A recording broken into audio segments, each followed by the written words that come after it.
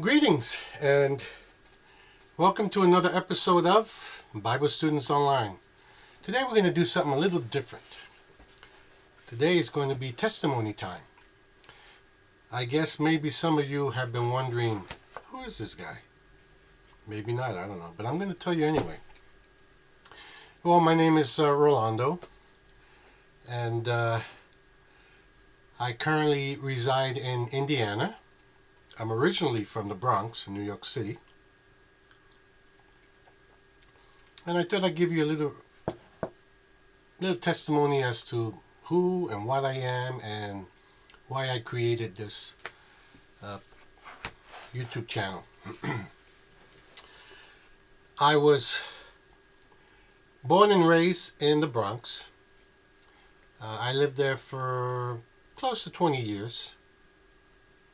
And I was raised a Catholic. Both my parents were Catholic. And lived in Puerto Rico for a few years before I moved back to the States. And began living with my aunt and uncle in the Bronx off of Burnside Avenue, for those of you who may be from the Bronx. And started working with my uncle at his warehouse. Not his, but where he worked. It's a box manufacturing company. And I worked there through the summer. And one day it was a holiday. I'm not too sure if it was Labor Day or Memorial Day. I always get those flipped around. But anyway, it was a Monday. I had the day off.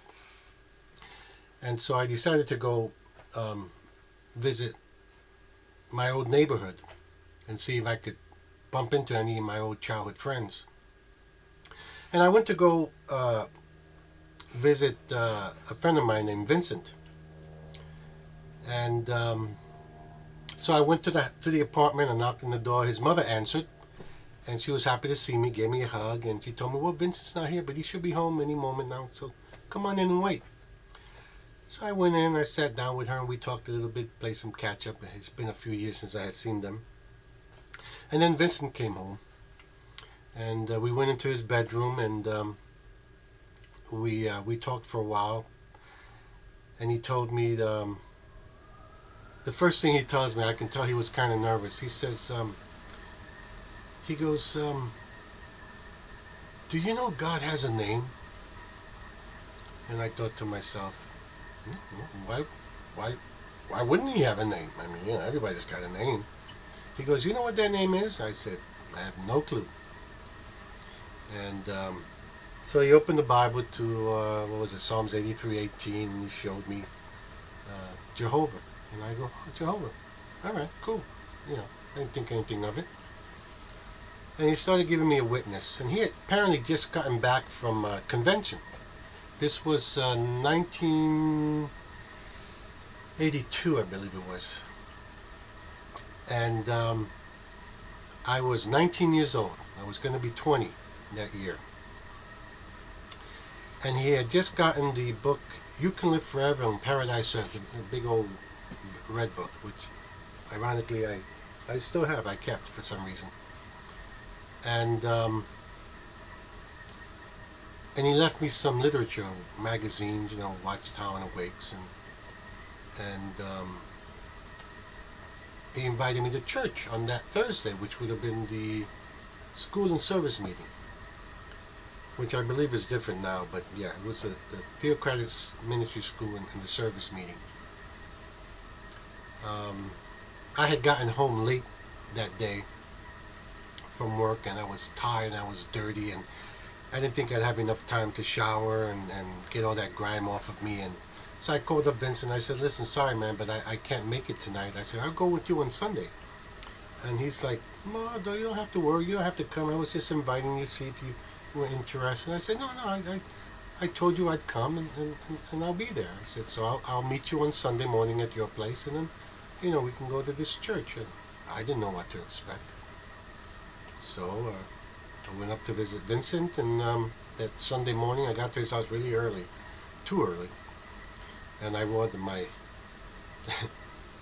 the best clothes I could wear, or rather the best clothes I had, because I I'm a t-shirt and jeans guy, you know. But I did have a pair of beige slacks, and the cleanest shirt I had was a jersey with the rock group Kiss on it.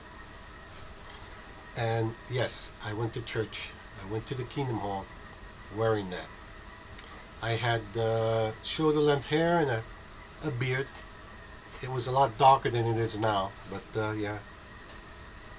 And so we walked to the Kingdom Hall.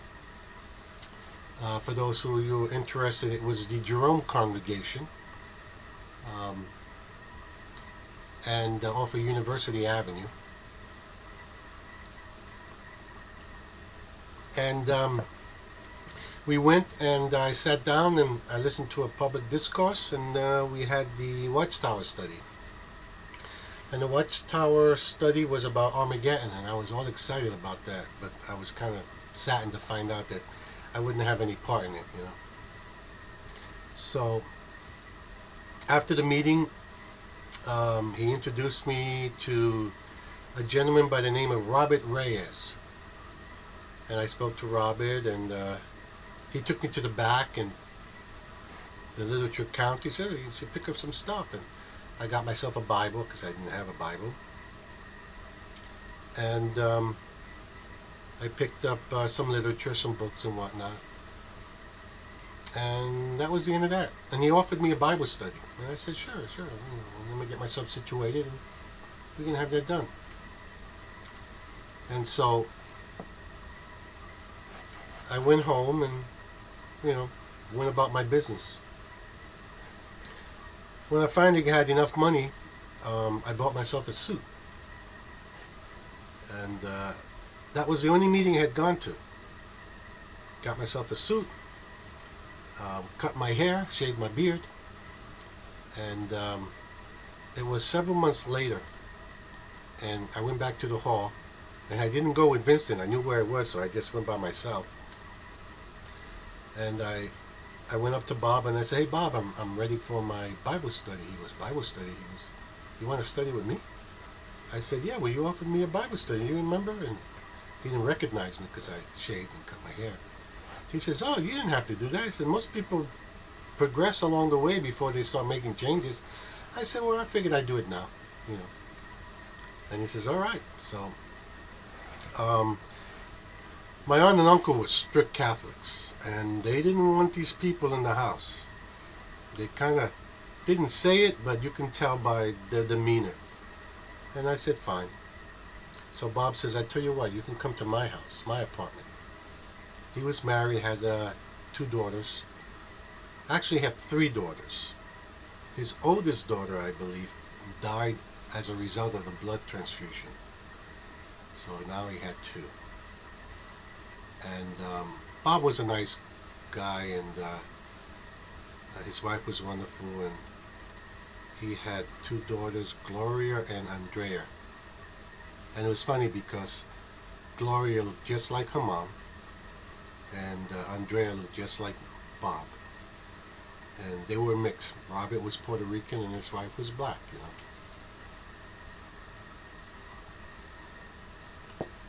So I'd go to Robert's house and we'd have these weekly Bible studies. And then we decided that we would switch it over to the Kingdom Hall. So since we met in the afternoon, or later on in I think we were the second congregation that met. We would meet at the Kingdom Hall. We'd go down to the basement where the library was, and we would have a study there. And then right after the study, we just go upstairs to the main hall, and that was that. Make a long story short,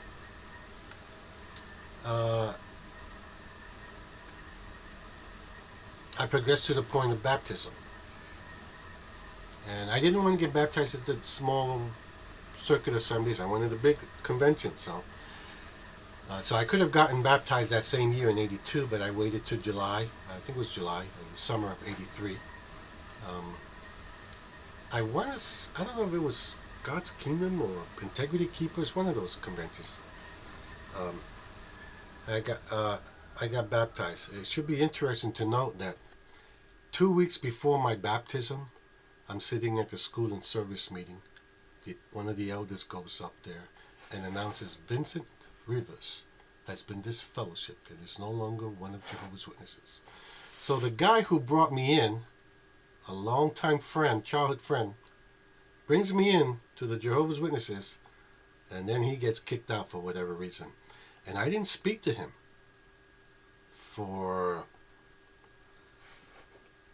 30 years. And a couple of years ago, I found him on Facebook, and I reached out to him, and we never discussed what happened, you know, and why he was disfellowshipped and whatever the case may be. I didn't press it. I didn't want to know. I didn't care to know. And but his life was a bit of a mess, and so that was that. Anyway, I did really well in the Jerome congregation, and things were working out, and I was going out in field service, and going to work. I eventually, got an actual job. Not much of a job. I was working at Burger King, but it was a job. It was a job that, believe it or not, afforded me the opportunity to move out and get an apartment of my own on a Burger King salary. After some time, I became manager, and so as time went by,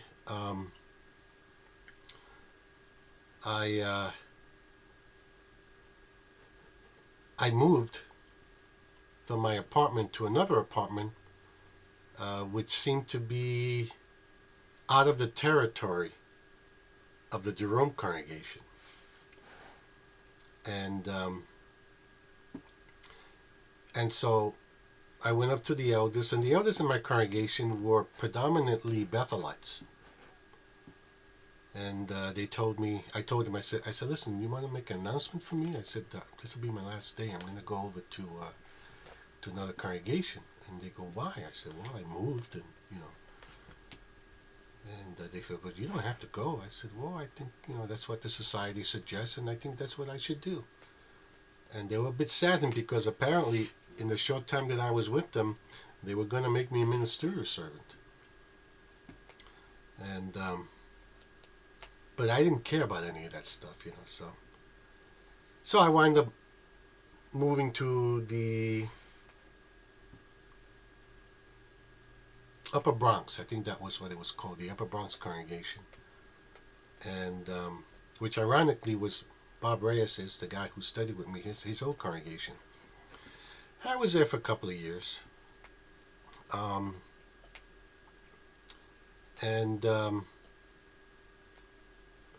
made a few friends there, but I was a bit introverted. I just kind of kept to myself, and I attended all the meetings. I went out in field service on Saturdays and on Sundays after the hall, and Wednesday night witness activity meetings I went to. Eventually I was doing pioneer hours without being a pioneer, and so I decided to become a pioneer. So I became an auxiliary pioneer, which was 60 hours at that time. But I was doing well over 100 hours, working a full-time job, and I became a regular pioneer. And I spent a lot of time with the older ones. For some reason, people my age, they seem so immature. And let me give you a background story. When I was a kid, my parents decided to go into business for themselves. And they bought a restaurant on Jerome Avenue in the Bronx. And me and my brothers worked in the restaurant. And I eventually grew up in that kind of environment, where all the people that I met and all the people I dialogued with were all adults. And so I had matured a lot faster. And when I would hang out with people my age, I thought to myself, boy, these people are so immature, you know. And I realized, no, they weren't immature. They were acting their age. I was the one that matured. So when I was with the witnesses, I found myself gravitating to the older ones. And they thought it was weird that a kid would want to hang out with them, you know. I'd go on field service with some, you know, older sisters, and you know, who were like, could be my mother or grandmother. And then after field service, you know, we'd talk, and they go, "You want to come over?" And I go, "Yeah, sure, why not?" And I come over and I sit down, and we'd have like little lunch and stuff, and we just talk and get to know each other. And you know, I had that reputation in the congregation of being friendly and loving, um, and a lot of them had the old literature, and they would, "Oh, I got extras here," and they give me a stack of Watchtowers and Awakes and some of the old books, and in 1985, I decided to start over and leave the Bronx, and I relocated to New Jersey, and I moved to Jersey City, New Jersey, and I lived there, and I attended the West Congregation, and that was quite a congregation. Spencer Thomas, I'll drop names because he's probably dead anyway, and even if he wasn't, I don't care. Spencer Thomas was the presiding overseer, and then there was Dominic Tope, he's probably dead too, and then there was Louis Soto, he was another elder, and um, uh, I can't remember. I can see faces. I can't remember everybody else was. Oh, Tony Woodford. He also had a younger brother who was an elder, and who was the other guy? Yeah, it don't matter. Um, William Ball was a guy, an older gentleman. He was the Watchtower conductor. He was really smart and passed away while I was still there. Um, anyway, I was in the West. I called up the society, and I said, "Well, I just moved to Jersey, and I'd like to know what my congregation." He asked me where I lived. I told him. He says, "You're in the West Congregation." I said, "You know what that is?" And he gave me the address, and I walked in there one evening during the school and service meeting. I met Spencer Thomas, and I told him I just moved into the territory. The society told me this is my congregation, and there he asked me, "Do you have any privileges? You know, servant, elder?" I said, "No, none of those." He was okay. I took down where my congregation was, and I told him who the elders were, and I guess they requested my records, and that was that. So I moved over to the West, and um, it was it was okay. You know, I went through what I normally do. We had the book study on Tuesdays, which we met in individual homes. We had the school and service meeting on Thursdays, and then we had the Watchtower and public discourse and the Watchtower study. And after that, that was that. And then we had evening witnessing on Wednesdays, and of course field service on Saturdays, and And so I get to the congregation, and they introduce me to everybody, and had my apartment not too far away, and I made friends with a few people there. Probably my closest friend was a guy by the name of Bernard Saunders, who actually goes now by the name of William Wilkes, or Bernard Wilkes. I don't know why he had all these different names, but that was that. And Bernard and I used to hang out a lot. Sometimes he'd just come over my place, or I go over his place, or we just meet somewhere and we just kind of sit around and talk and whatnot. And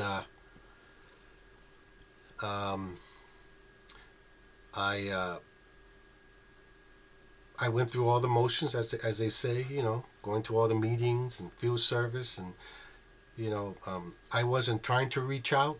That wasn't anything I really desired. My nature is I'm just a worker. I like to work, So if they needed help, well, we need someone to come in on, Saturday and help clean up, vacuum and whatnot. I'm like, okay, I'll be there.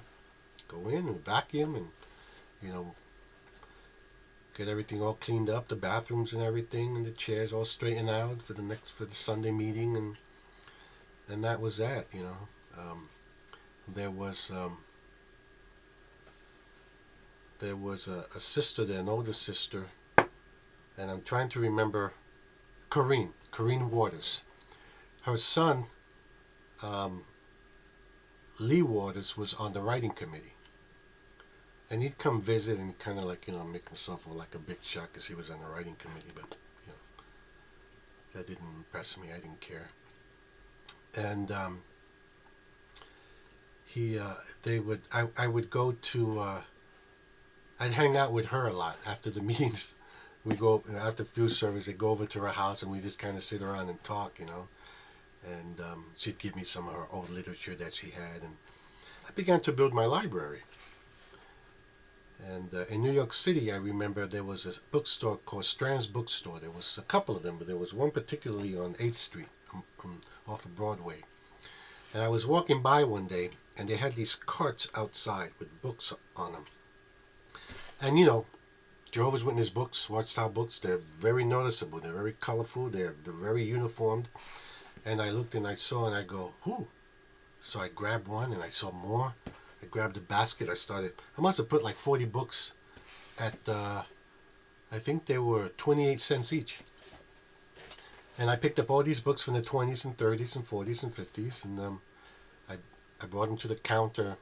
And apparently somebody had made a deal with this guy behind the counter and told him, because you ever come up across any Jehovah's Witness books, you give me a call first. I'll take care of you, Because the first thing he did was, ooh, where'd you get these? I said, outside. He goes, oh, I missed them, so. And I knew he wasn't a witness. He didn't look like a witness. So he missed them and I got them. And on my train rides to and from work, I would read these books. I'd do a 192-page book in 2 days. I was a fast reader. And as time went by, I would start to read these books, and I spent a lot of my time reading and studying. I was the type of person that as soon as the Watchtower and the Wigs were in my mailboxes, in those days you had a subscription, and they would mail them out to you, I would open them up and I'd sit down and I would read it, cover to cover, in one sitting, boom, Yeah, I was a bit of a nerd in that way. And so, attended all the meetings, fellowship with the friends, went to Bethel quite a few times, just a mile from the Stanley Theater, where I also served as, what do you call those things, a tour guide. And in fact, I helped furbish the Stanley Theater the first time around when I was living in the Bronx. Went out there a couple of times. And then when they built the addition next by the parking lot, they built a building over there. I helped doing that too, doing some kind of masonry work. I also worked on a couple of quick builds. I remember one in the Bronx that we did. And so we I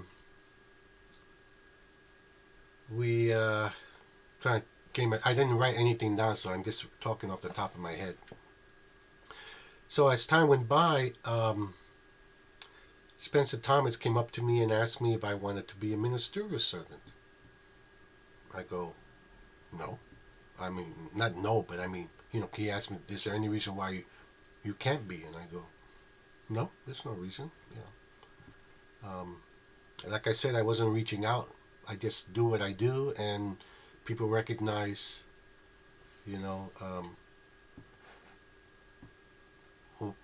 my work ethics, and they go, oh, okay, he's good. He's doing all the field service. He comes to all the meetings. He comments. He does this. He does that. And It'll be good. So I said, sure, no problem. He goes, okay, don't announce it. And later on, they announced it that I was now a ministerial servant. Um, I think we had like 5 or 6 ministerial servants. Now, Spencer Thomas was the presiding overseer. I don't know if they still have presiding overseers or they changed the names, but he was African. Um, I'm not sure if it was Nigeria or someplace else. But anyway, we had 2 African brothers, elders in the congregation from the same area. Spencer Thomas was an architect. In fact, he was one of the architects for the Patterson project. So he always thought himself to be some kind of a big shot, you know. But he was the type of person that when he would appoint ministerial servants and ministerial servants to elders, he handpicked them. And he picked it young, impressionable people that he can mold into his likeness, who would not question him. They would do exactly what he told them to do.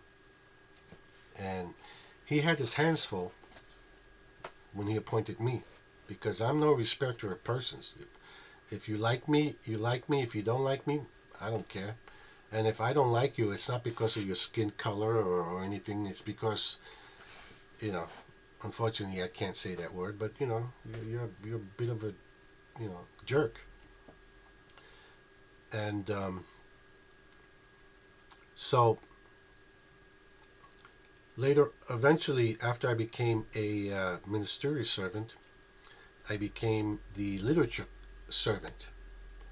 And once a month, I would actually drive down to Brooklyn, Bethel, and pick up the literature, and on Saturdays, and then come back to the hall and put everything away, and that was that. And Spencer and I would kind of bump heads.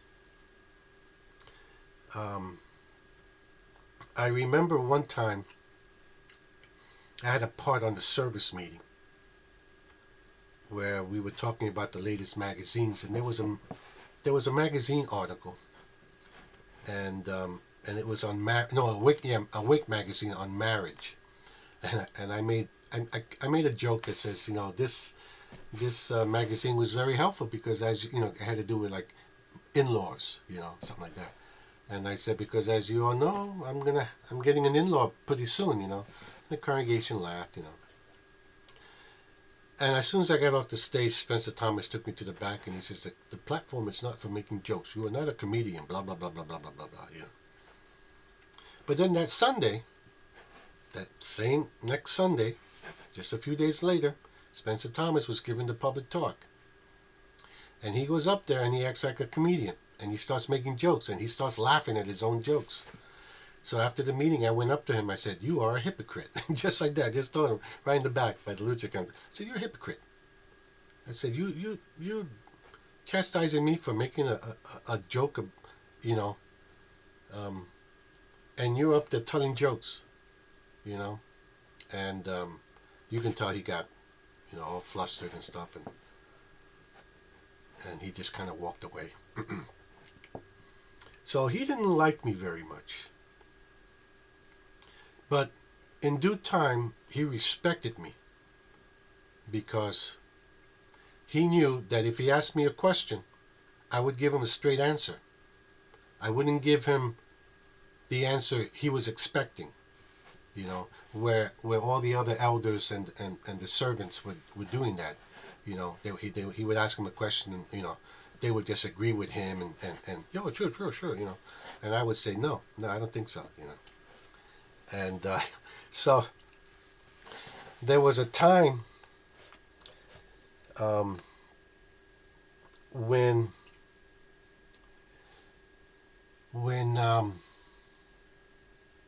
there was something going on in the area. There were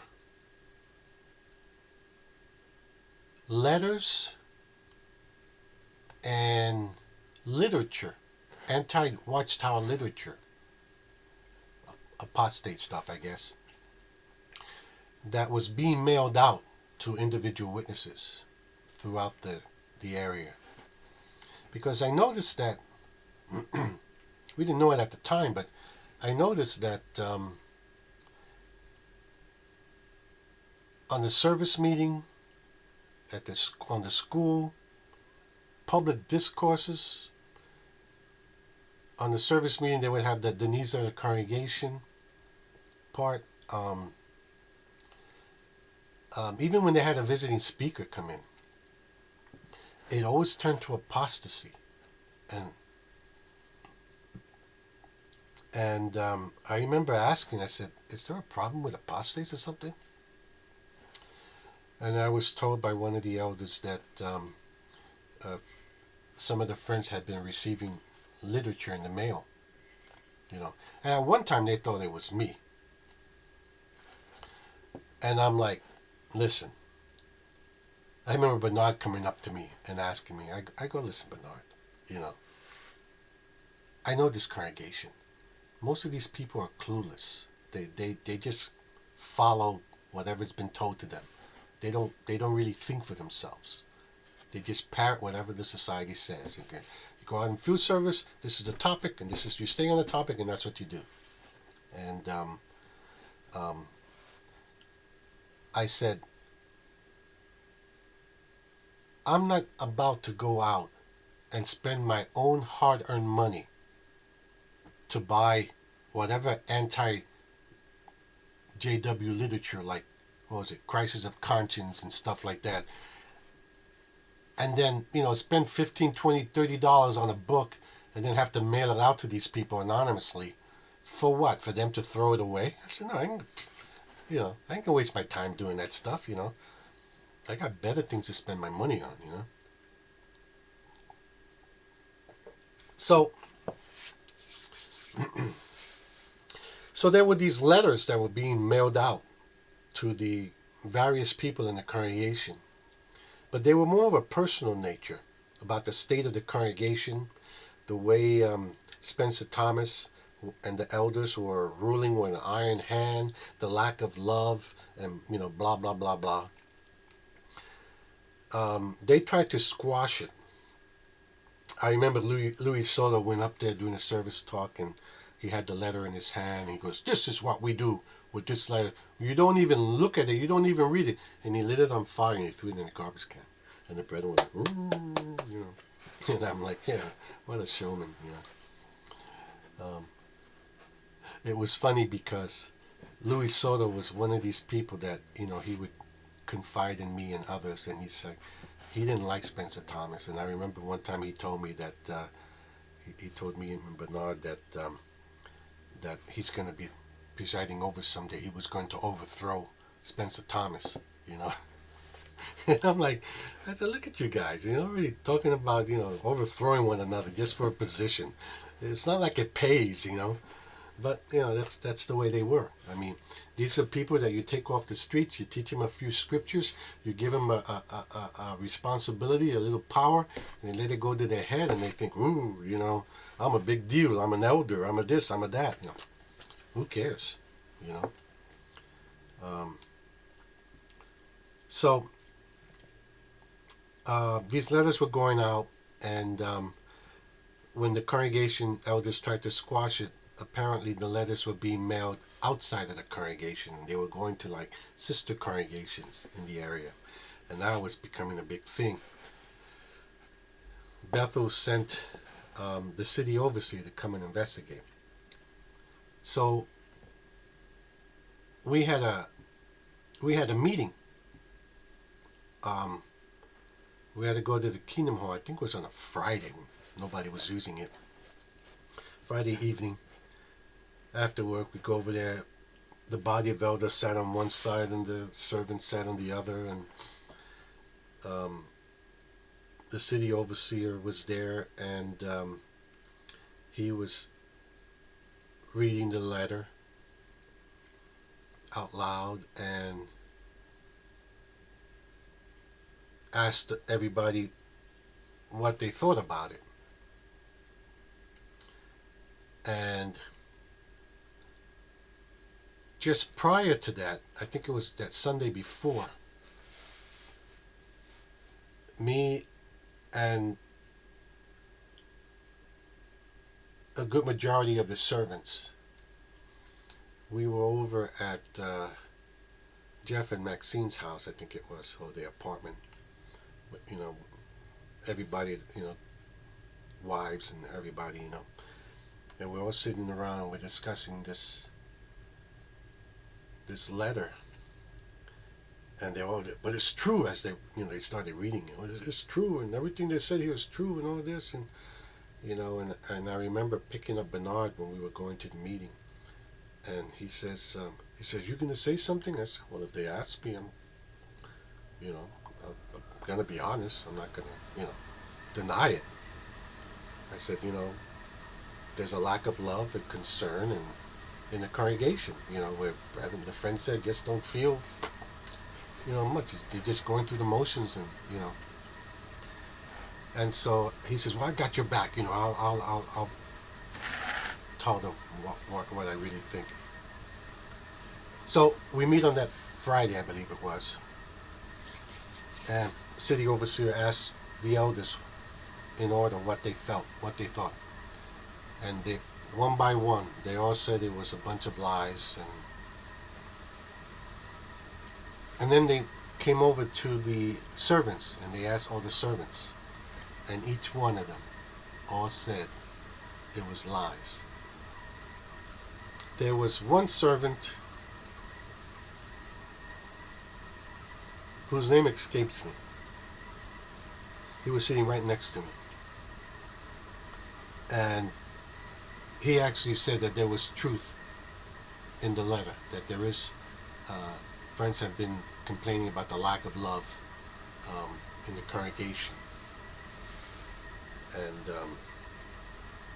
then they asked me, and I said the same thing. I said, yeah, there's a lack of love, and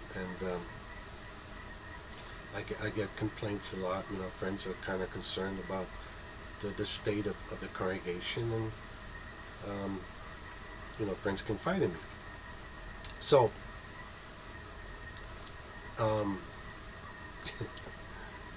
so what happens is,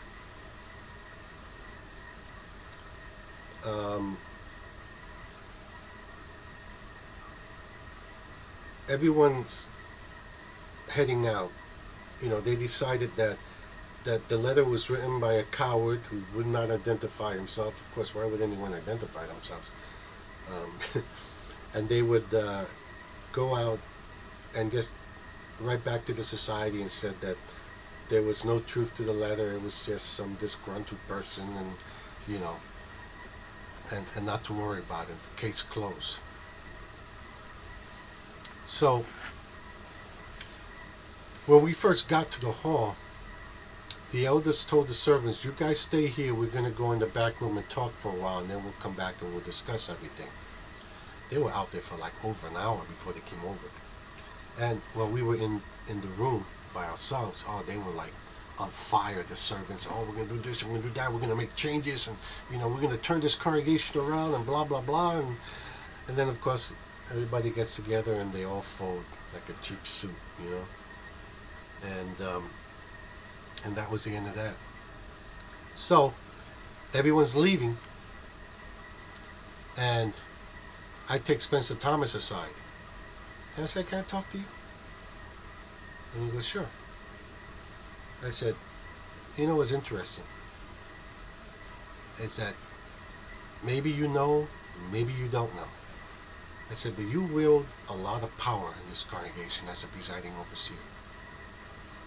And people either respect you or they fear you. They fear what you might say. They don't want to cause any waves. So they tell you what you want to hear, even if it goes against their own conscience." I said, "Well, you guys were all inside in that back room. Every one of these servants who said that letter was nonsense. were all complaining that everything in that letter was true. But they didn't want to cause waves, so they told you and everybody else what you wanted to hear. He goes, is that so? I go, yeah.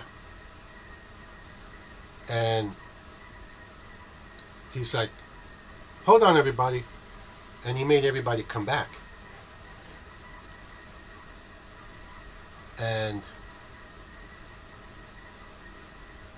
everybody came back and sat down, and they were all kind of like, because it was late. It was after 10. And he says, Brother Rodriguez, come up here and tell them what you told me. And I basically said, listen, guys, we're here. You need to be upfront and speak your mind. Okay? What you said before the elders were in there, and then what you said after the elders came in, two different things. You got to speak your mind. You got to tell them what you think. So, let's do it again. And they did it again. And everyone agreed that the letter was true. That there was a lack of love in the congregation, blah, blah, blah, blah. And from that point on, even though Spencer Thomas didn't like me, because I spoke my mind, he respected me because I spoke my mind. And he knew that he can come up to me and ask me anything about the congregation, about anything in general. And he knew I was going to tell him to his face the truth and not lie to him or beat around the bush like the others would. So whenever he needed something, needed some information, he would come up to me and ask me. And I said, well, this is how it is, There was a time when they were grooming me for being an elder. I remember they gave me the book where they had all the public talks, all the outlines. It says, pick one. We want you to give a talk. And I picked one. I don't remember what one it was, but at that point in time, I was already disenfranchised with the whole thing, and I really wanted to just walk away. At the time, I was married. My wife was also a Jehovah's Witness, and she got baptized in '75. And we were married for 25 years before she decided she didn't want to be married to me anymore and filed for divorce. And this was years after we left the witnesses. And I have no animosity toward her. I wish her well. I have since remarried. And I'm very happy.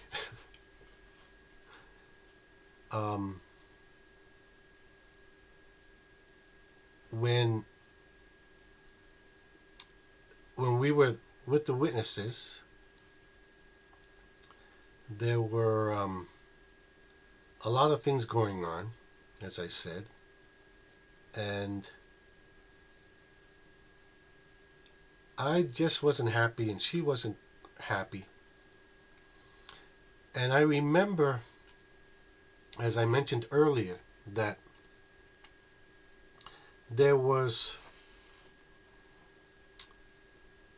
a lot of the older ones who were giving me their old literature and extras and stuff, and I would read it. I started reading everything.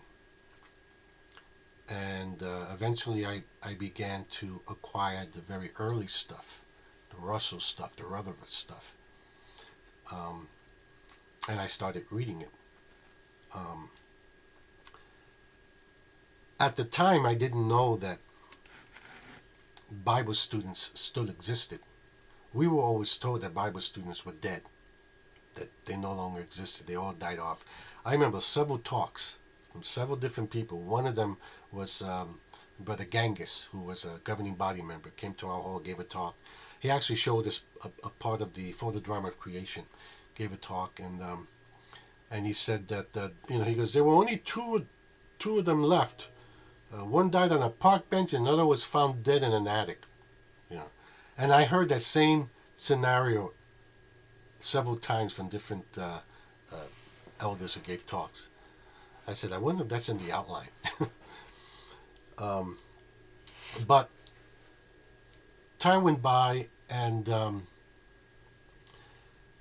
in 1985, which is just a few years after I got baptized, I began reading all that old literature, and I became a bit kind of like an historian in the congregation, because something would come up in the Watchtower magazines or in the books, some kind of historical thing, and I was able to tell them what it was, and then later on, when we would do other things, something would happen something historical would happen in the Watchtower study, you know, conventions or whatnot. But as time went by, I was the type of person that if I'm reading a Watchtower magazine or I'm reading one of the books and they mention something that happened in the past, and then they will quote, he goes, well, notice what the 1956 publication called blah, blah, blah, had to say. I'll give you an example.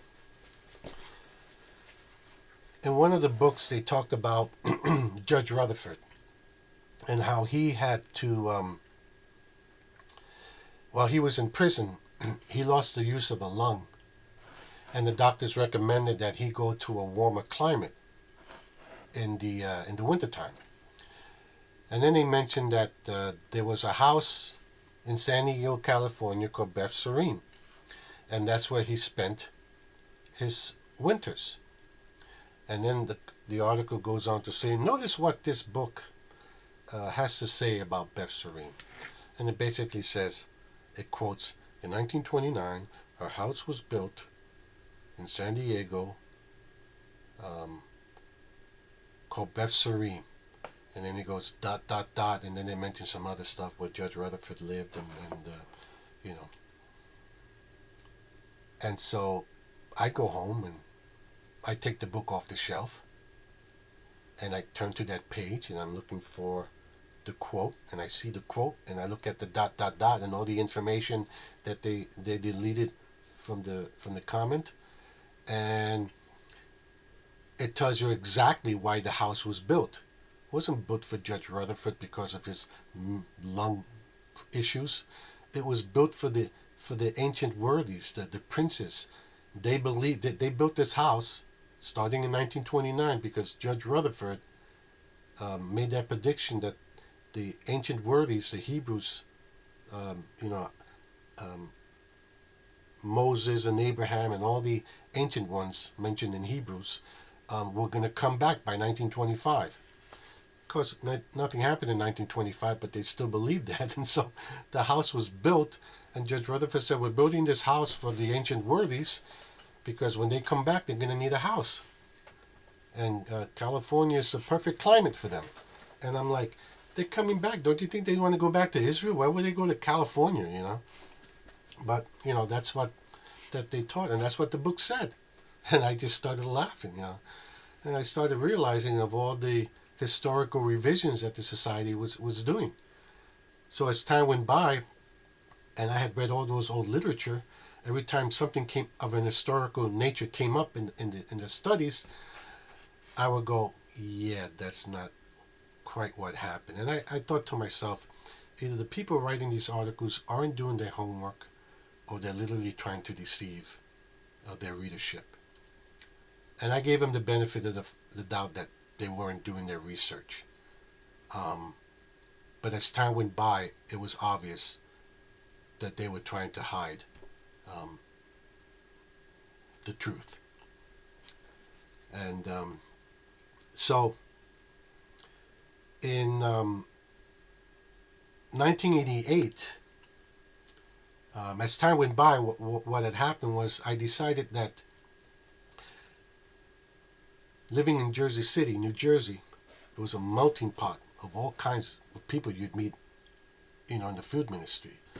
Not just different colors, but different nationalities and different religious backgrounds. Not just different Christians, but you had Muslims and Hindus, and you had people who were Baptists, and let me put this on here because getting kind of dark. And there were all kinds of stuff going on.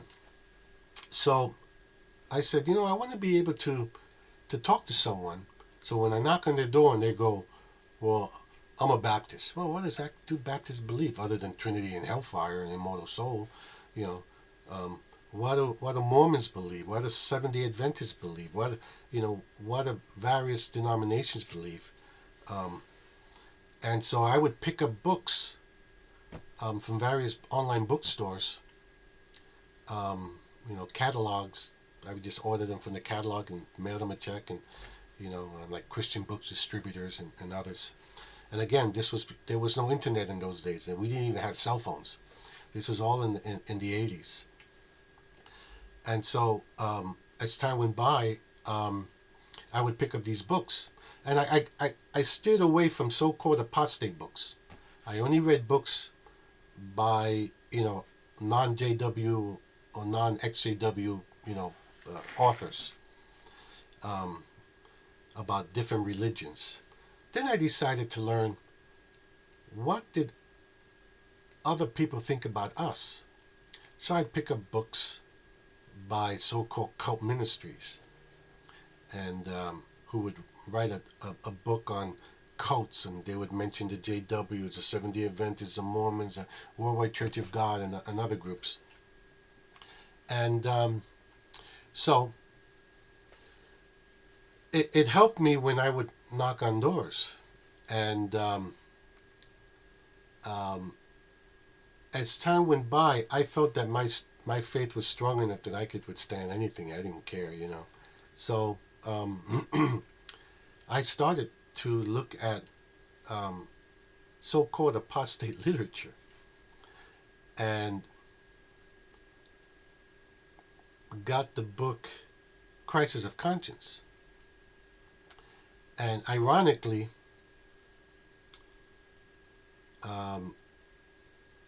one of the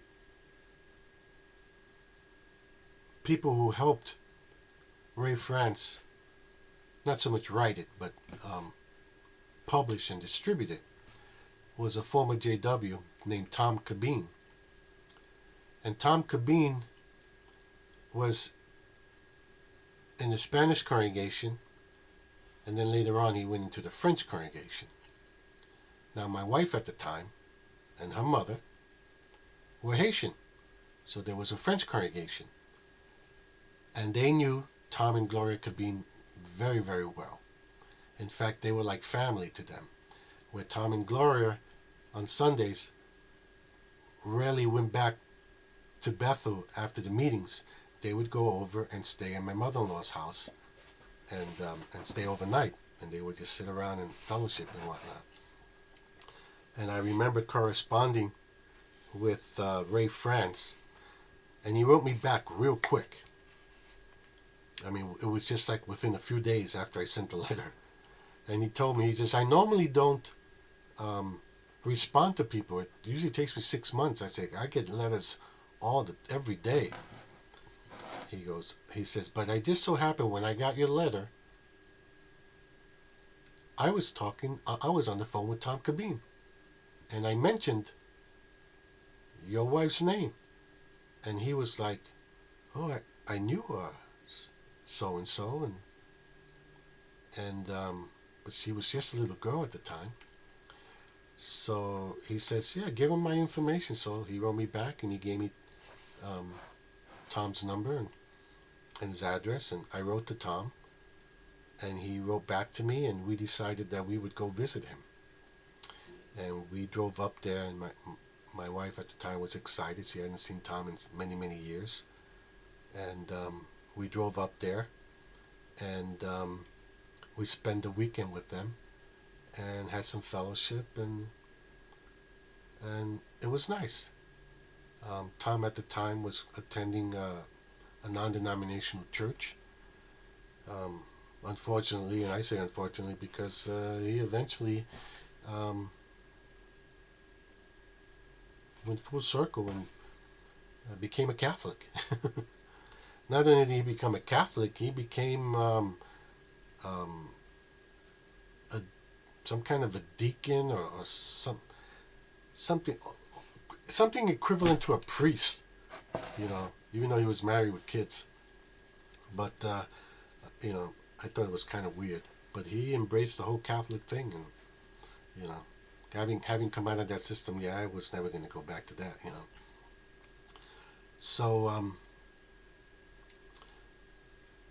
So we went back home, and we admitted to my in-law that we saw Tom Cabine, and that Tom would like to meet her and see her, and he had actually mailed her a Crisis of Conscience when it first came out, and she would read it. She would read a couple of pages and then rip the pages out and burn them. She never finished the book, but she showed me the book. She had it hidden in the closet, and she showed it to me, and half the book was gone. And we had a place up in the Poconos, and we decided we can't have Tom come visit us at home, so we gave him the address, and they drove down from Connecticut all the way down to Pennsylvania and spent the weekend with us. And my mother-in-law, was very nervous, but she was happy to see them and talk. And we didn't get into religion and stuff like that. It was just people getting together and talking and having fellowship like it never happened. I mean, I have a friend, Chris, who's not a JW. I've known Chris since the 6th grade. And we could go, and we have gone years without so much as saying a word to each other, not talking to each other, not calling, not, 10 years can go by, and we pick up where we left off, and so that's how it was. And I remember in 1988, one of the books that I had picked up was a book called Jehovah of the Watchtower by Walter Martin. And this eventually became a chapter in his book Kingdom of the Cults. That's a very famous, popular book that he wrote. And I said, okay. The first chapter introduces Charles Taze Russell with an asterisk, and at the bottom of the page it mentions that there were still groups that followed the teachings of Russell, who had separated from the Watchtower. Now, this book was written in the 1950s, so it just happened to be reprinted as it. And they mentioned two groups. One was the Dawn Bible students in East Rutherford, New Jersey, and the other one was the Layman's Home Missionary Movement in Philadelphia, Pennsylvania. So while I was at work, I called up information, and I asked them, I said, do you have a listing for Dawn Bible students in East Rutherford? And she gave me the number. She goes, can I help you with anything else? And I said, yeah, do you have a Layman's Home Missionary Movement in Philadelphia, Pennsylvania? And I thought this was kind of unusual because you call the operator up and you ask them for a number and they go, I have no listing for that, and boom. And they just kind of hang up on you. And but this woman went out of her way. She goes, I don't have a listing for a Layman's Home Missionary Movement in Philadelphia. Hold on. She did a search. She goes, I do have a listing for a Layman's Home Missionary Movement in Chester Springs, Pennsylvania.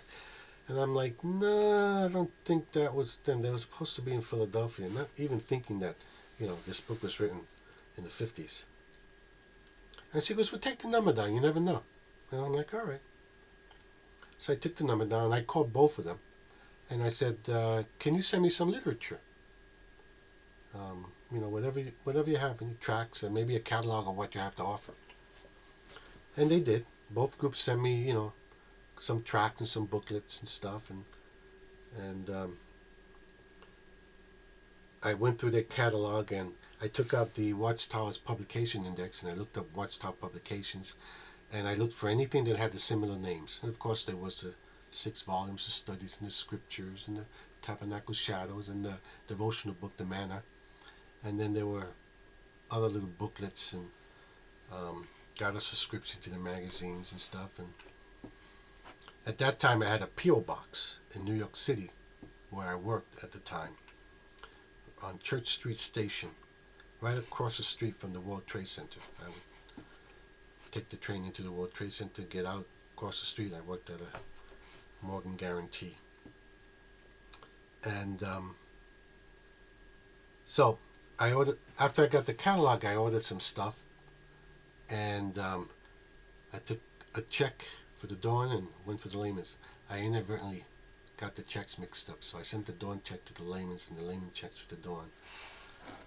The Dawn were kind. They sent it back and they go, oops, So the Layman's held on to the check for a couple of months. The Layman's are followers of Paul Johnson, who was a contemporary of Charles Taze Russell. They don't really care too much for the other Bible student groups. They have their own views, and like the Jehovah's Witnesses, they believe that the doors to heaven is closed, and they believe that the current followers are now restitution class, a group that would inherit, paradise earth and stuff. But they pretty much held to Russell's interpretation. They just introduced a new era, believing that in 1914 the door closed and God was now, calling it another class. That there would be people who would want to serve the Lord, but it was too late. The door was closed, but God would still reward them. So, as time went by, each of the groups would inadvertently introduce me to other groups, to a point where I was getting literature from every type of Bible student group you can think of. Those who were conservative Bible students, some who were more liberal, some who, groups in Europe, Australia, UK, you name it, I was getting everything. And I just started amassing a large library. I got to a point where I was more interested in amassing the library than actually reading this stuff, But I did use all the stuff as reference material, And it was funny because I would give talks at the Kingdom Hall, and I would use this literature, and I would quote the old Watchtowers from Russell's time, and they couldn't say anything to me. They say, hey, why are you quoting a Watchtower from 1909? I'm like, well, was anything wrong with the quote?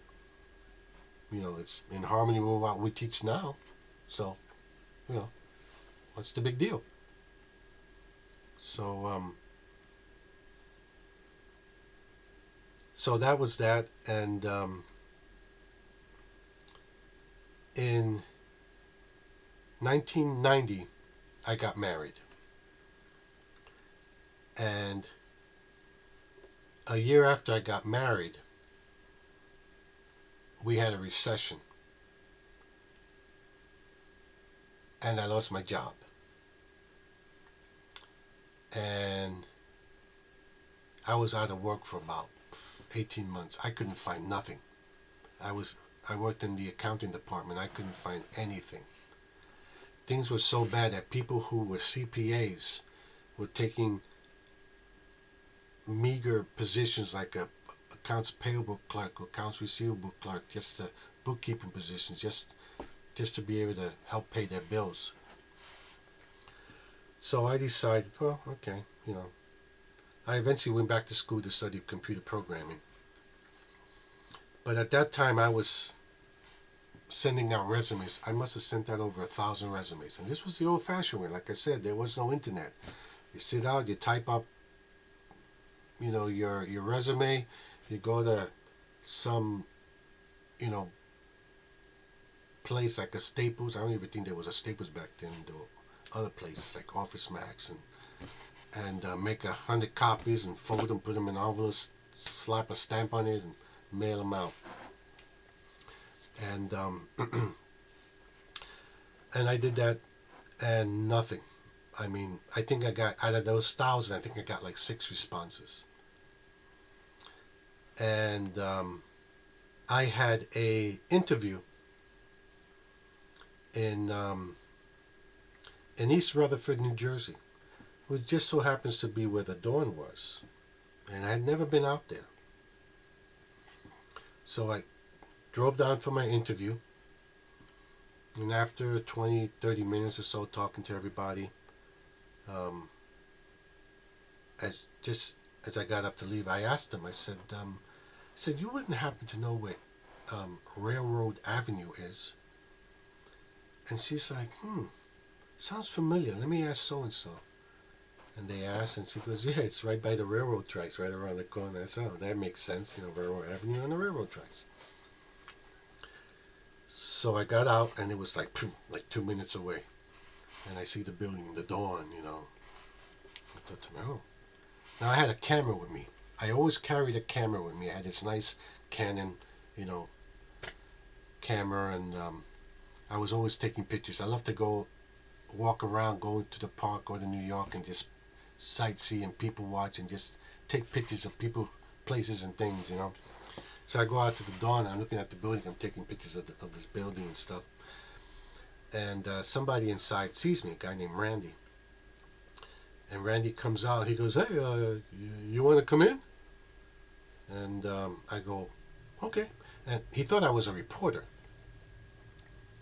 So I go in, and as soon as you walk in, you're right in the printing area where there are all the big machines and stuff. And they told me, if you want literature, you just go through those doors. So I'm like, all right. So I go through the doors, and I meet this woman named Irene. And Irene goes, so, who are you? You're a reporter? I go, no, I just like to take pictures. I mean, I just happen to be in the neighborhood. I've gotten some of your literature, and I thought, I'd come by. She says, what's your name?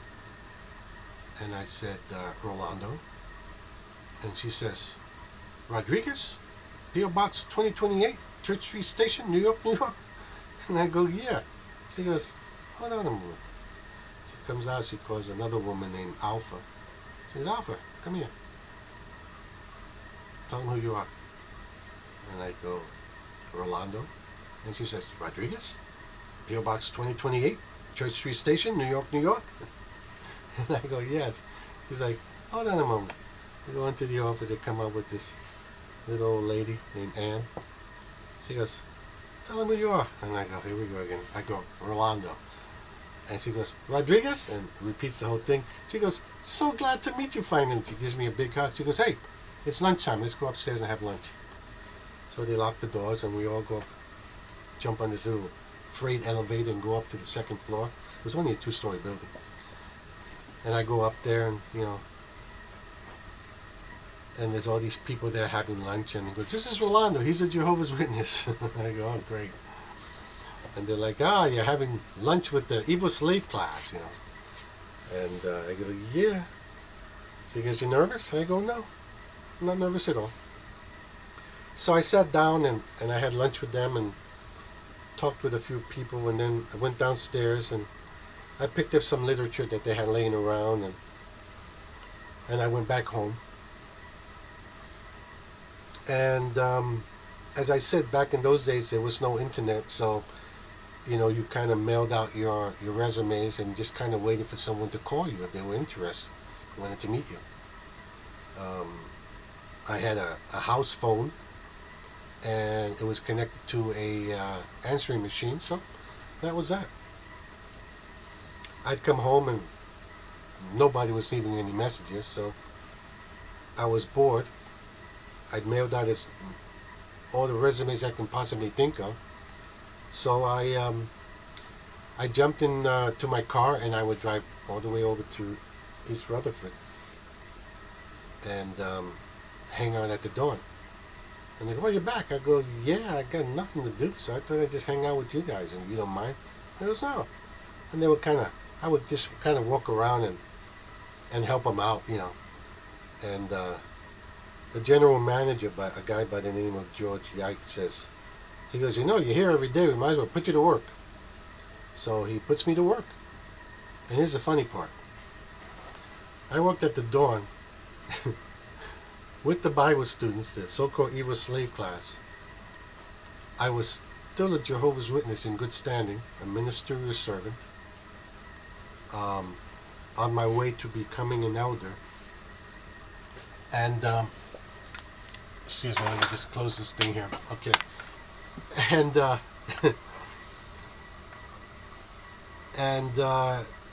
and here I am associating with these people.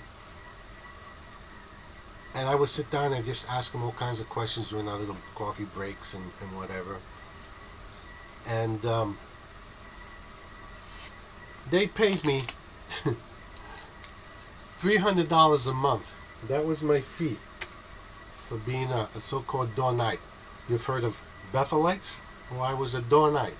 Okay? And here's the funny thing. At Bethel, those guys barely got $100 a month, you know. And here was this little rinky-dink mom and pop show, and they're giving me $300 a month. They pay all their people there $300 a month. It was the funniest thing, you know. I go, boy, I get paid more than a Bethelite, you know. So, eventually what happened was,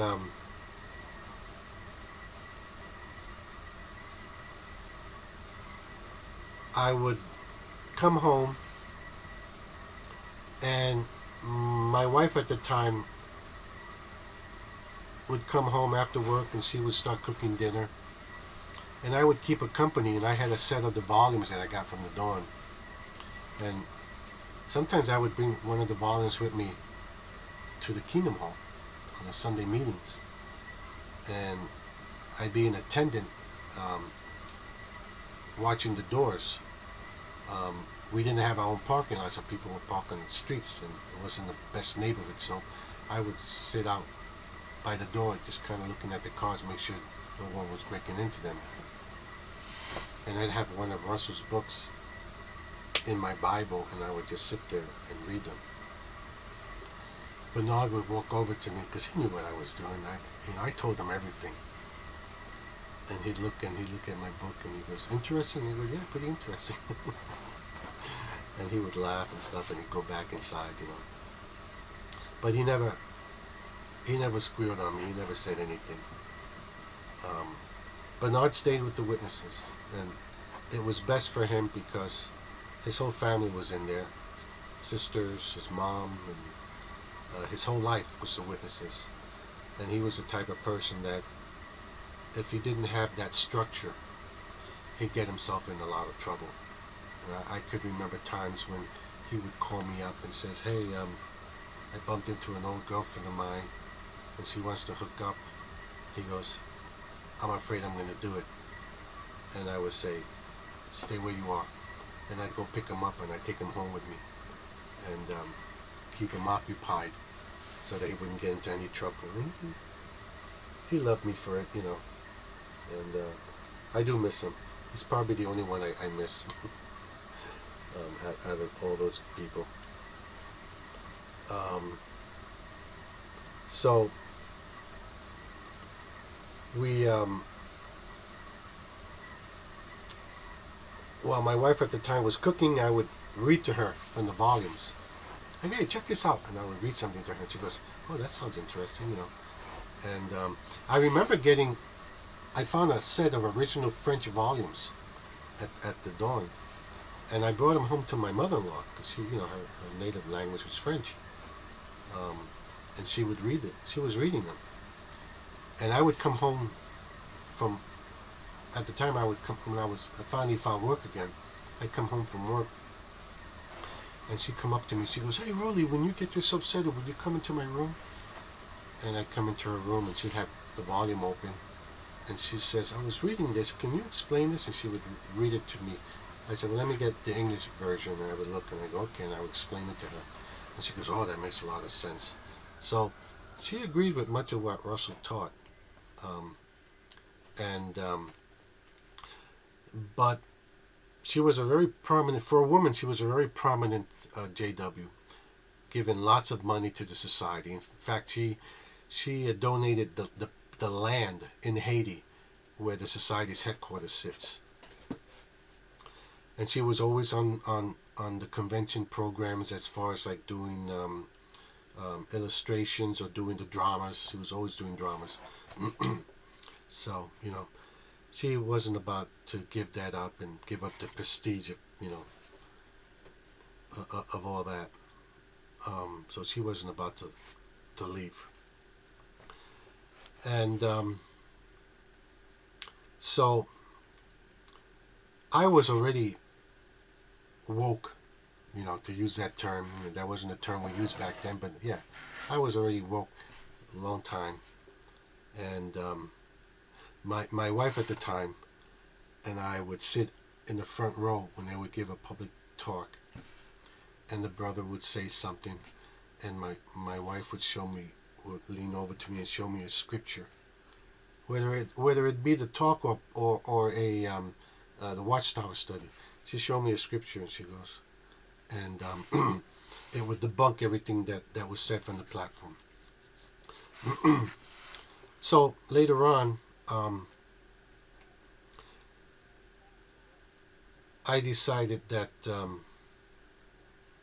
I told her, I said, I couldn't do this anymore.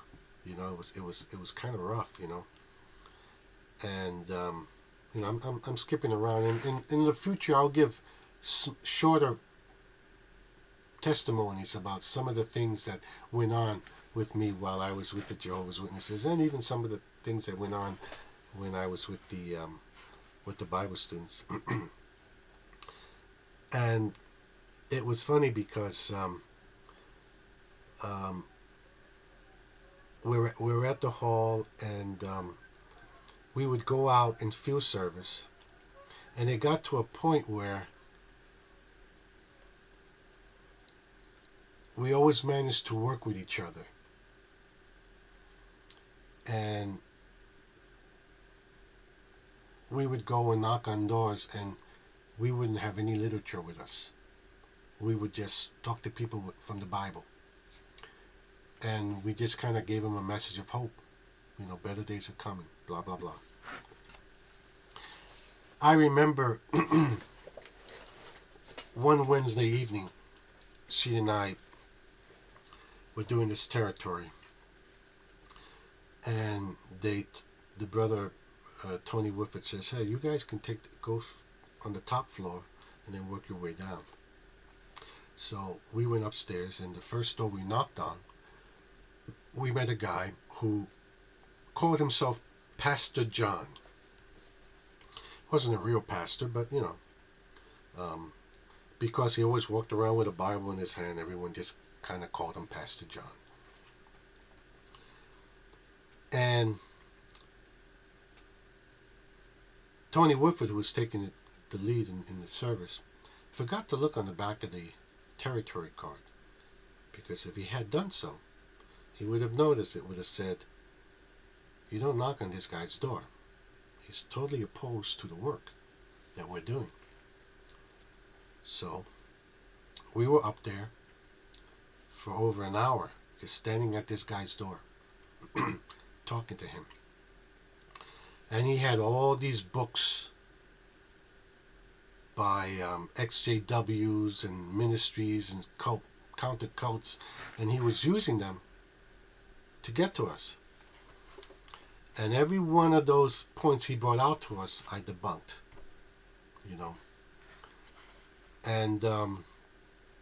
And he's like, "Well, I want to thank you for your time." I said, "It's unusual because witnesses haven't knocked on my door in a long time." He goes, "And those who have in the past," he goes, I mean, as soon as I show them a book, they're running outside and running away. I said, well, some people are like that. They don't want to deal with that kind of stuff. The organization kind of frowns on talking to people who are so opposed to our work. And I said, but my philosophy is, if you believe you have the truth, you got nothing to fear. So nothing you can share with me is going to shake my faith. You know, Either I have the truth or I don't have the truth. And I said, but I tell you what, I'd like to invite you to the hall. We have a special talk coming in. I think you'll enjoy it.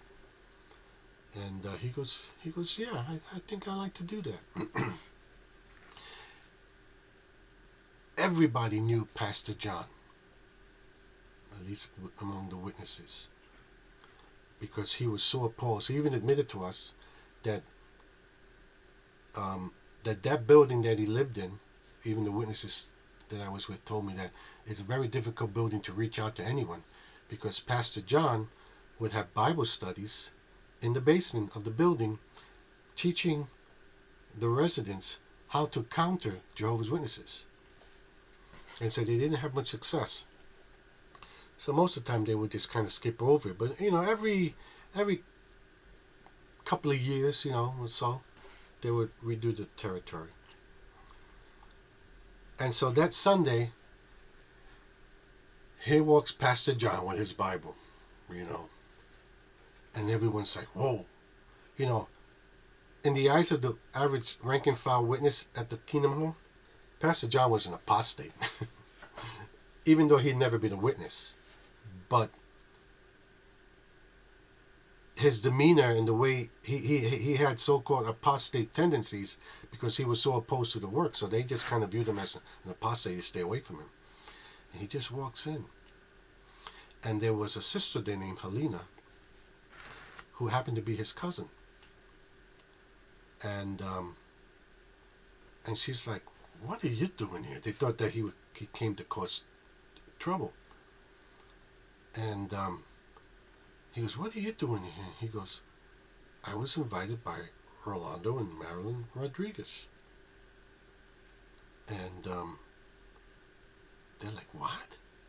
He goes, yeah, I talked to them Wednesday night. They came by and we had a nice discussion, and they invited me, so I decided to come to listen to the talk. So later on we walked in, and she came up to us and she's like, you got to tell me, what did you do? He goes, this is my cousin. We've been talking to him for ages. And he just blows us off. He blows off all the witnesses. And I mean, he goes, what did you do? I said, we simply listened to him and answered his questions. You can't expect to reach people if the minute they show some kind of opposition, you just run away, scared, or not wanting to talk. I said, you just listen. Listen to what they have to say. Find out why they believe a certain way, where they get their information from, and discuss it. And that's all we did. Now, John, to my knowledge, never came back. He never became a witness, to my knowledge, but, we got him in there. And, that was kind of like a win-win for us. I don't want to spend too much time on this particular episode. We're already almost at an hour and a half, so I'll just say this much. I remember when Spencer Thomas came up to me and talked to me about serving as an elder, which I found kind of odd because we were always bumping heads.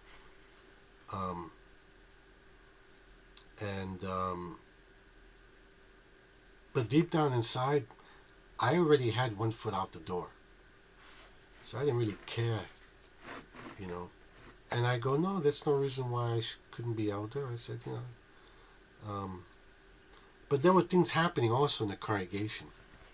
I mentioned before the whole apostasy that was going on, the talks and the certain literature that was being mailed out and letters and whatnot. And they seriously thought it was me doing all this. And and the elders would harass me to no end. I give you an example. I'd work, get home, have dinner. I'm laying in bed. It'd be 9 o'clock. The phone would ring. Brother, I go, yeah? He goes, the elders would like to see you. I go, okay, when? He goes, right now. I go, right now? I said, it's 9 o'clock at night. It don't matter. We need to talk to you. All right. Put on my clothes. Head out to the Kingdom Hall. All the elders were there. They had nothing to say to me. And they would do this constantly, a couple of times a week.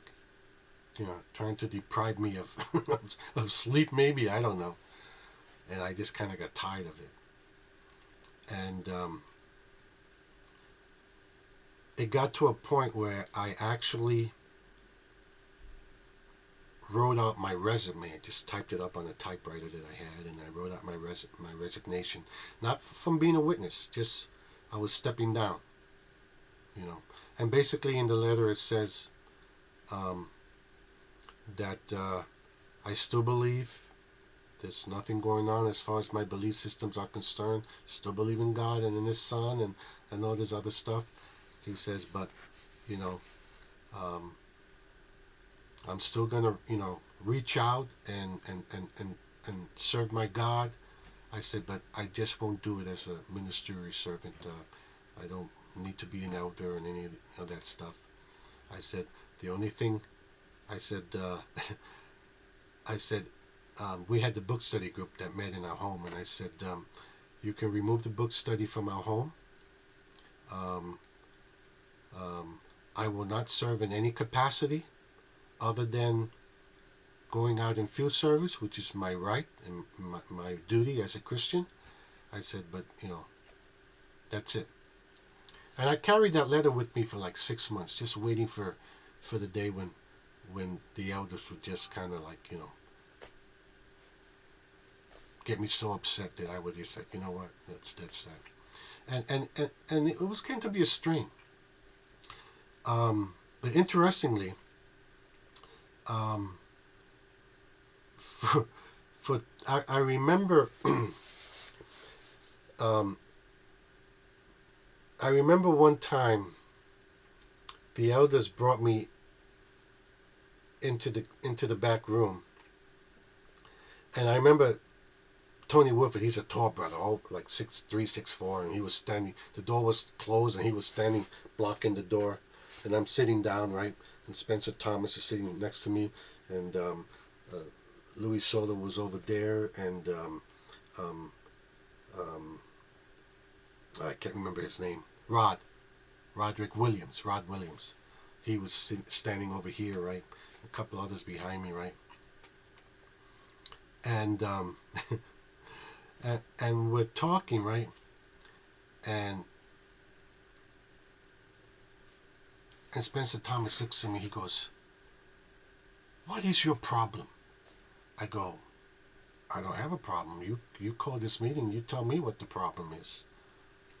You need to reach out." I go, "Reach out? How much more do you want me to reach out for?" I said, "I'm a regular pioneer. I work full time." At the time, I was going back. Had a little part-time job. I was, which was really working at the dawn, and I was going to school, and I'm like, "What more do you want?" I said, "I go on in field service. I'm at all the meetings. I mean, what more do you want? I'm a literature servant, and they were just kind of digging for stuff, and I'm just sitting there like, okay,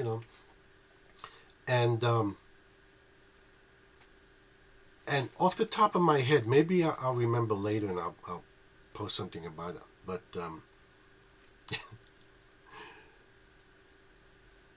he got so enraged at something I said that he literally charged at me with his hands and was trying to wrap them around my neck to choke the life out of me. And he got up and he just lunged at me. And the three elders that was standing, they just grabbed him and held him back. And he was like trying to reach out to me. And I'm just, I didn't budge. I just kind of looked at him and I just had this smile on my face like, you're crazy, And so they held him back and I could have reported him to Bethel and stuff. I said, this guy's trying to kill me, but I didn't. I didn't care, and I thought it was just all funny. And as I was, when it was all over, I I was trying to leave, and Tony Woodford was still blocking the door, and I said, "You're gonna move out the way so I can leave." And he looked at Spencer Thomas, and Spencer Thomas just nodded his head like, "What? You're gonna keep me captive in his room, And I walk outside, and my wife at the time was sitting with Maxine Perkins, and we were at the hall because I had a part in a service meeting with a demonstration, and my wife and Maxine were going to do the demonstration, and for some reason,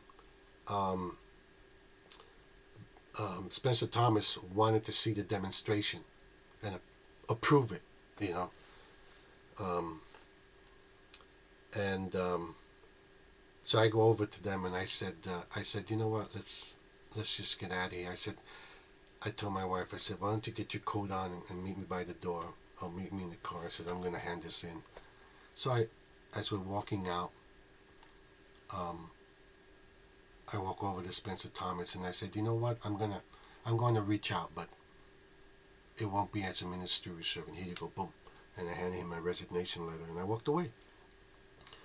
That Sunday, we were at the hall, and during the Watchtower study, just as it was about to begin, the prayer and the singing, I'm sitting down in the middle and the aisle.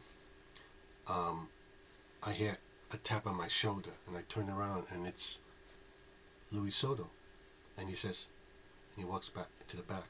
So I get up and I walk to the back, right? And he hands me the roving mic, and I look at him. I go, I don't do that no more. And he had this little smirk on his face, and I walked away. I sat down, and that was that.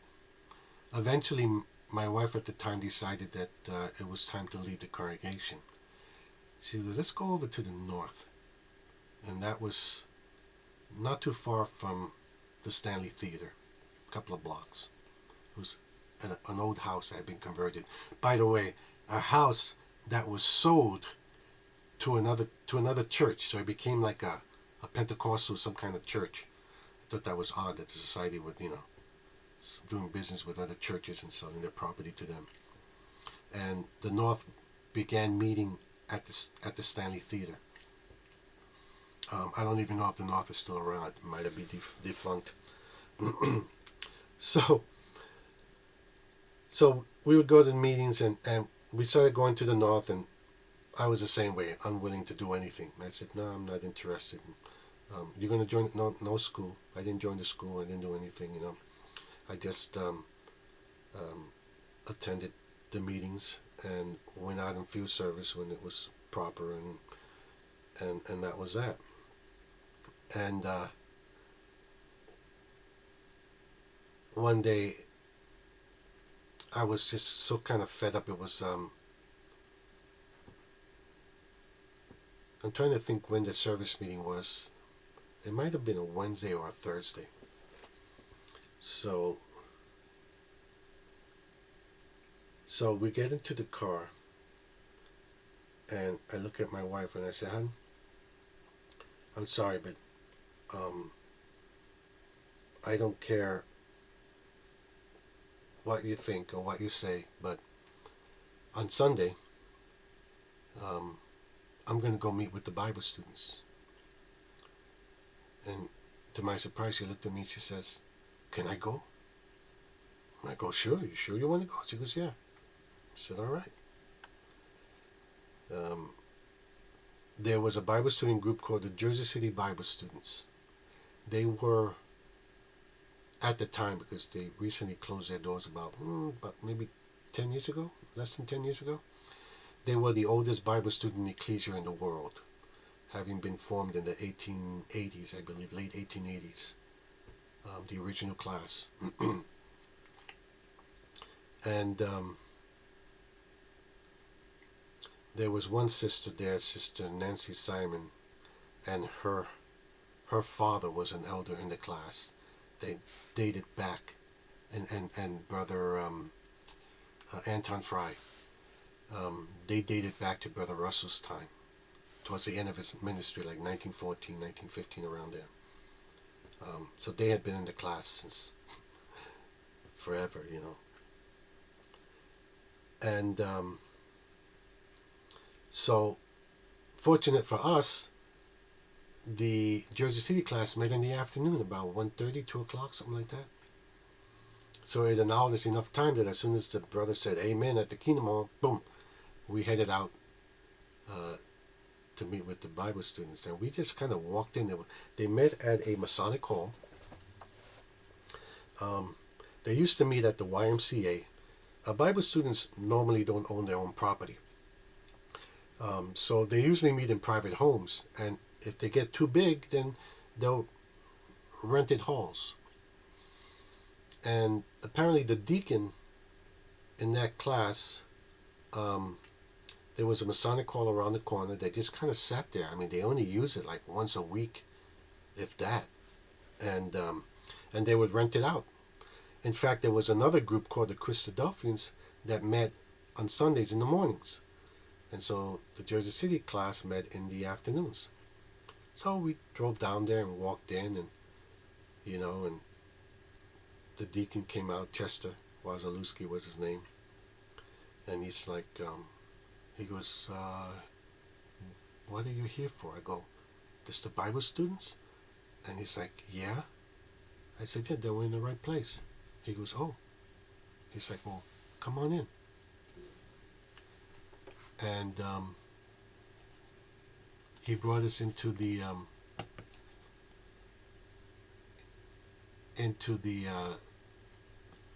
room that they were meeting at. Handed us a hymn book. He says, you have a Bible? Yeah, we have Bibles, you know. And we met with them. And so I'm going to leave it right there because it's getting kind of late. And I'll give you a little bit, make another video about what went on at that meeting and our involvement with the Bible students and eventually our exodus out of the Jehovah's Witnesses. So if you enjoyed this testimony, hit the like button and you know, subscribe and leave a comment, and let us maybe make a comment and let us know anything in particular you'd like to know, and we'll see if we can share some of that later on. So Lord bless. Enjoy the rest of your day. We're here, it's night, so and take care. Bye.